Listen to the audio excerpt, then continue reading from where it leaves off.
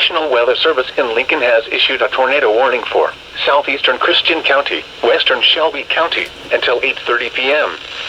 At 7:55 p.m., a severe thunderstorm capable of producing a tornado was located near Pana, moving northeast at 55 miles per hour. Expected hazards include tornado. This is a radar-indicated threat. The following impacts are expected. Flying debris will be dangerous to those caught without shelter. Mobile homes will be damaged or destroyed. Damage to roofs, windows, and vehicles will occur. Tree damage is likely. This dangerous storm will be near Pana and Tower Hill around 8 p.m. Shelbyville around 8:10 p.m.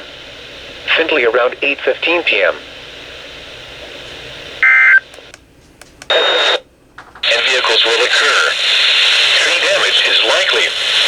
This dangerous storm will be near Pana and Tower Hill around 8 p.m.